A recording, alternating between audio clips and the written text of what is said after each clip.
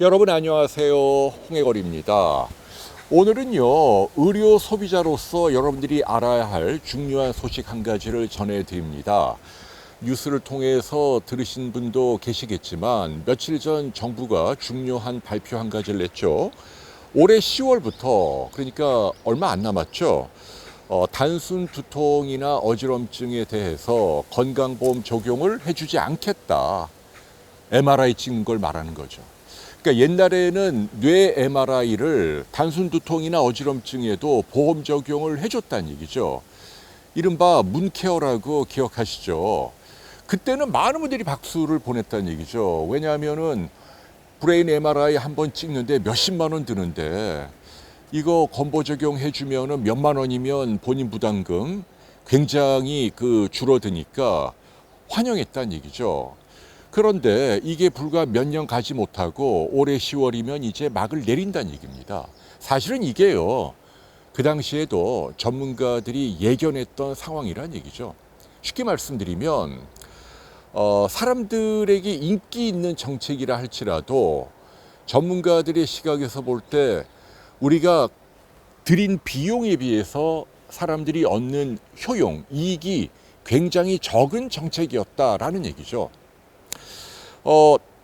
단적인 예로 일종의 도덕적 해입니다.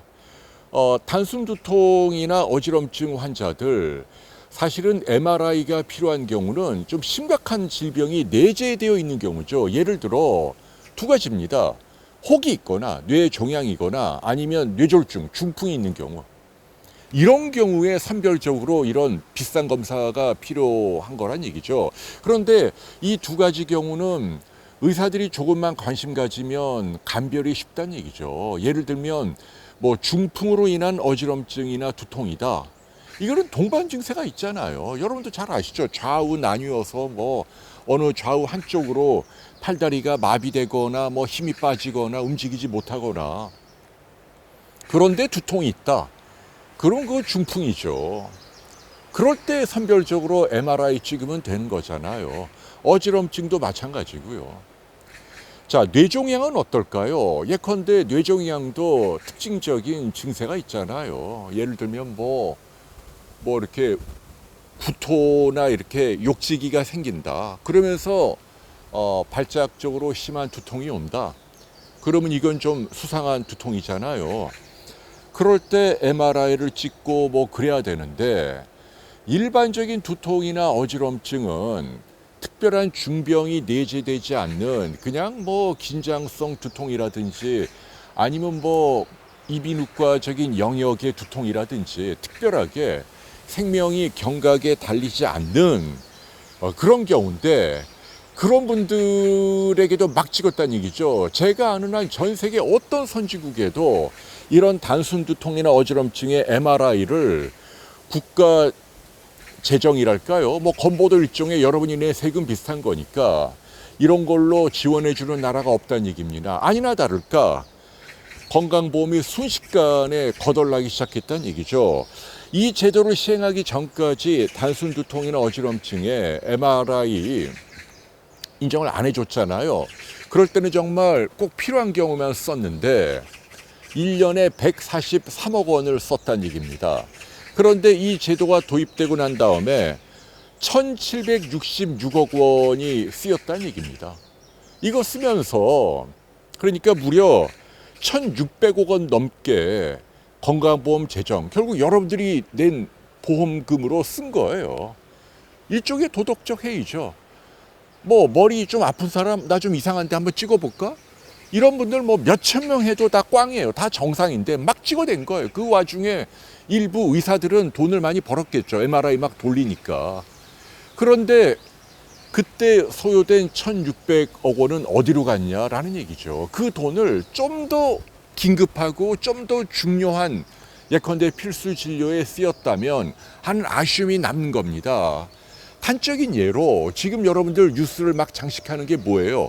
응급실 뺑뺑이 돌다 죽는 사람들 소식이 계속 나오잖아요. 제가 사는 여기 제주에도 얼마 전에 60대 한 남성이 콩팥에 투석을 받는 분인데 부정맥이 떠서 제주대 응급실로 갔는데 환자가 미어 터지니까 1시간 동안 대기하다가 결국 심정지로 숨졌어요. 몇 달 전에 대구에서는 뭐 건물에서 떨어진 10대 청소년이 2시간 30분 동안 뺑뺑이 돌다가 죽었잖아요. 그런가 하면 서울에서도 얼마 전에 5살 난 남자 어린이가 왜 크루비라고 급성 폐쇄성 후두염이죠. 바이러스 감염으로 갑자기 이렇게 목이 부으면 기도가 막히는 병이죠. 빨리 병원에 가야 되는데 무려 10곳이나 되는 병원을 돌다가 결국은 숨졌다는 얘기입니다. 서울에서조차. 급기야는 얼마 전에 대전에서 며칠 전에는 또 초등학교 6학년 어린이가 뇌출혈이 생겼는데 대전 시내 뭐 마땅한 병원을 찾지 못하고 세종시에 있는 병원으로까지 옮겨가서 늦게 치료받다가 결국은 2주 만에 죽었다. 이런 소식들이 막 들려옵니다. 여러분 정말 필수 진료 붕괴를 절감하고 있다는 얘기죠. 특히 소아응급 환자들 위기입니다. 왜냐하면 지금 소아응급 어린이들을 받아주는 데가 없어요. 인력이 없다는 얘기입니다. 그러다 보니 뭐 서울만 하더라도 강남 세브란스 병원이나 순천향 병원이나 지금 막 소아응급실을 폐쇄하고 있잖아요. 나이가 많은 중년의 소아과 교수들이 당직을 서야 되는 판이에요.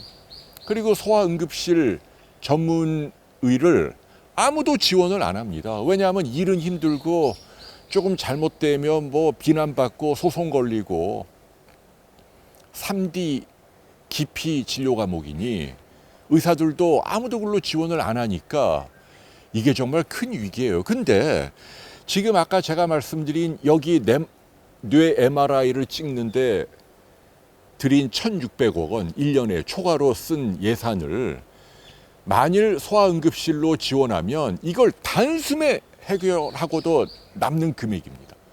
예컨대 뭐 소아응급 처치에 대한 의료 수가를 올려주고 그 다음에 뭐 불가피한 의료 사고에 대해서 뭐 여러 가지 소송 특히 민사적으로 공적인 재정에서 지원을 해주고 이렇게 해주면 의사들이 글로 지원하지 않을 이유가 없잖아요.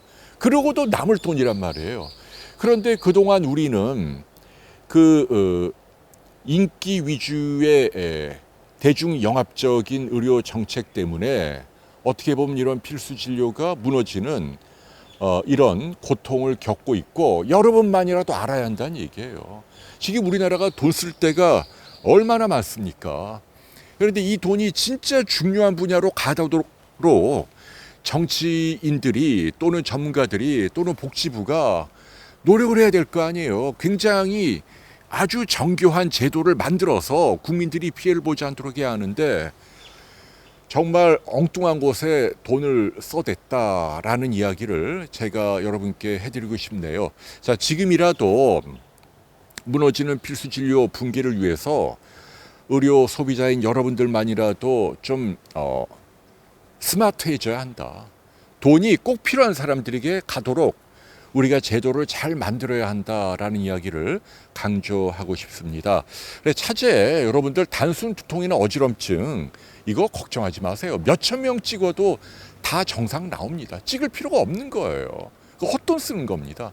그런 짓을 제발 이제는 하지 맙시다라는 이야기 여러분께 해드립니다. 아이고 요즘은 아무튼 우리 사회가 또 이렇게 살벌해졌어요. 이 방송을 하는 불과 며칠 전에 뭐 신림동에서 저도 누가 보낸 영상을 우연히 봤는데 너무 끔찍하고 잔인해요. 생면부지에 모르는 사람이 그냥 막 칼로 찔러 죽여요. 뭐가 틀렸는지 뭐 이유도 없지만 아니 고통 속에 죽어가서 누워있는데 다시 찔러요. 나갔다 다시 뭐 확인 사살이라도 하듯이 몇십 번을. 또 한 분은 또 중태라면서요. 그리고 뭐 뻑하면 무슨 뭐 스토킹이든 뭐 헤어질 때 원한을 샀든 뭐 칼부림으로 또 모녀가 죽고 모자가 죽고 사방이 늘 이 사회면에 끔찍한 소식들이 막 전해져 옵니다. 이거 우리 사회가 왜 이렇게 된 거예요? 제가 보기에는 이게 너무 온정주의 탓이라고 저는 생각을 해요. 사람들이 너무 감성적이고 그러느라고 원칙에 대한 기강, 최소한의 기강이 무너지고 공권력이 와해된 탓이라고 생각을 합니다.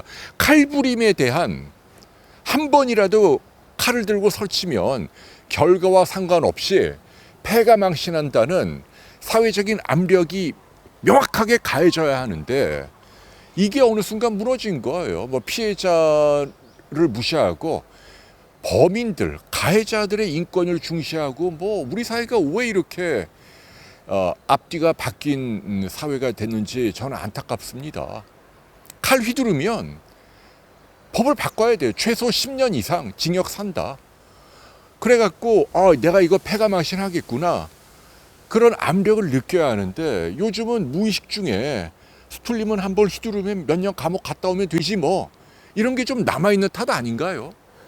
왜 우리 사회가 이렇게 잘못 가고 있는지 저는 안타까움이 있습니다. 그래서 아무튼 아까 제가 말씀드린 뭐 MRI를 뭐 많은 환자들에게 건보를 풀어갖고 좀 싸게 해줄게. 뭐 아니면 좀 제지어도 뭐 당신 잘못이겠냐. 사회가 얼마나 나빴으면, 제도가 얼마나 나빴으면 당신이 그런 끔찍한 죄를 저질렀을까요? 사회 잘못이에요. 뭐 이런 식으로 몰아가는 그런 그 온정주의 탓에 정작 말없는 다수들 선량한 시민들이 칼에 찔리고 고통받고 죽어가고 필수 진료가 붕괴하고 이렇게 되고 있는 겁니다. 우리가 좀 더 이성적인 사회가 되는 게 한국 사회가 진정 선진국이 되는 비결이라고 저는 믿습니다. 굳은 땅을 지지하는 많은 분들도 저의 이런 생각을 응원해 주시리라 믿습니다. 자, 여러분 아무쪼록 오늘 좀 또 뭐 제가 좀 핏대 올린 거 양해 부탁드리고요. 아무튼 우리 좀 이성적으로 삽시다. 그리고 원칙대로 살아야 한다. 최소한의 기강을 존중하고 죄를 지은 사람들이 비난받고 억울한 피해자가 생기지 않도록 좀 형벌을 더 강화할 필요가 있다라는 말씀을 여러분께 아주 강력하게 말씀드리고 싶습니다. 네, 여러분 감사합니다. 건강한 한 주 또 보내기 바랍니다. 안녕히 계십시오. 감사합니다.